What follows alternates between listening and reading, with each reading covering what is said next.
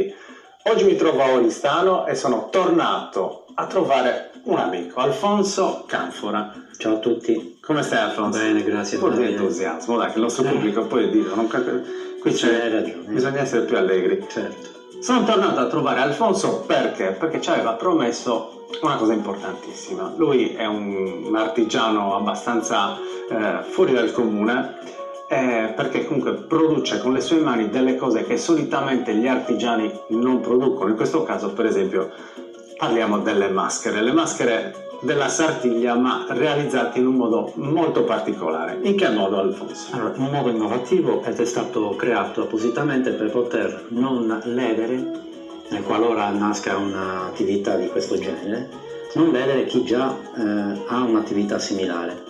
Quindi ho creato un prodotto completamente differente, basato sul riciclo dei materiali. Infatti questi sono il riciclo dei coriandoli e delle stelle filanti.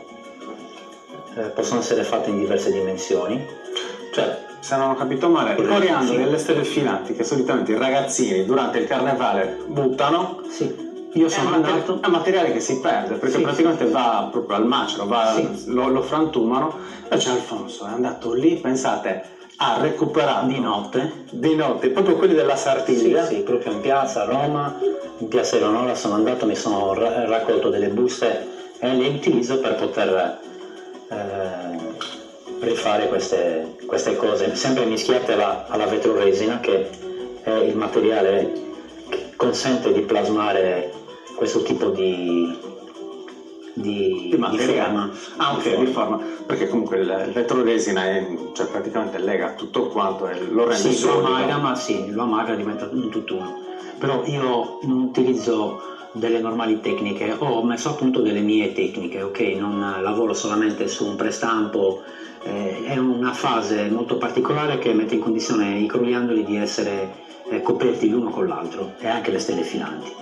Quanto tempo ci vuole mediamente per realizzare una maschera di questo tipo? Dipende dalla tecnica. Se devo stratificare molto ci possono volere anche 3 giorni, poi per rifinirla, lucidarla, levigarla, siamo in quel tempo lì. Quindi pensate, non è neanche una questione industriale, perché proprio... Se diventasse una cosa industriale ci vorrebbe pochissimo. Io non ho attrezzature, quindi le cose devi proprio farle a mano. Però qui si parla proprio dell'idea di recuperare un materiale che tanto viene buttato per produrre un qualcosa che anche... Il riciclo. Riciclo e tradizione insieme. Sì. No, allora, oltre al fatto che si riciclano i materiali, qui abbiamo messo in condizione la Sartiglia, che è un gesto, è una giostra equestre, di poter combaciare con l'effettivo carnevale.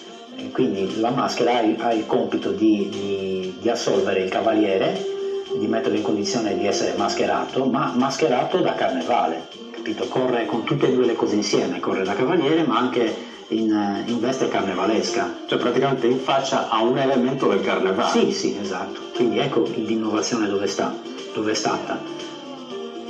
Il mio pensiero è stato quello sempre di fare qualcosa di diverso. Mi sembra proprio che tu ci sia riuscito. Queste maschere sono state usate nell'edizione 2024, quindi quest'anno. Chi le ha usate? Filippo Secchi, Marco Cardias e Gianluca Manza. Che salutiamo tutti e tre. Ciao, grazie ragazzi. Guardano sempre la trasmissione. Com'è stato per loro usare queste maschere? Allora, innanzitutto premetto che comunque loro avevano già dato una promessa al signor Manis di indossare la loro produzione. Io sono arrivato dopo e quindi non è stata una Sartiglia dove tu li potevi vedere sia la domenica che il martedì, è stata una Sartiglia dove sono state messe solamente il martedì, quindi sono stati anche molto gentili a offrirsi per scendere alle pariglie, hanno fatto una bella pariglia anche.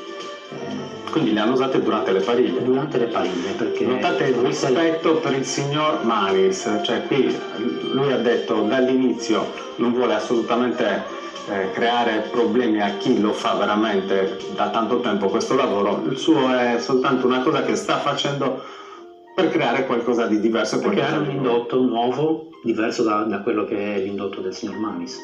Esatto. Che salutiamo, ciao Vitto. Buonasera. Bene, edizione 2025, ne rivedremo queste maschere? Dipende dalla voglia che ha qualche cavaliere di poter indossare queste o altre, perché deve essere una novità quella che facciamo correre ogni Sartiglia. Quindi, quale mezzo migliore di questo? Rivolgiti ai cavalieri della Sartiglia che seguono la trasmissione.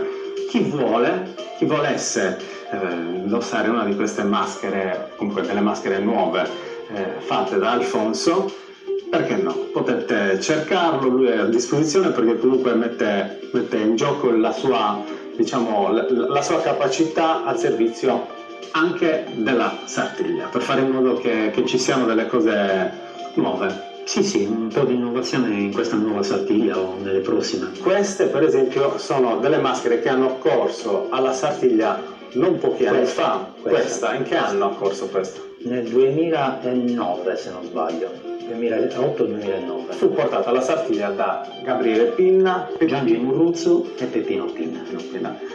Fu una cosa un po' azzardata, perché non ha la classica forma, la classica gentilezza della maschera della Sartiglia. Allora, queste sono fatte apposta per mettere in condizione chiunque la indossi, perché la maschera è un mezzo che va indossato e che mette in condizione chi la indossa di cambiare la propria personalità, ok? Quindi diventare quello che non è e che non riesce a essere normalmente.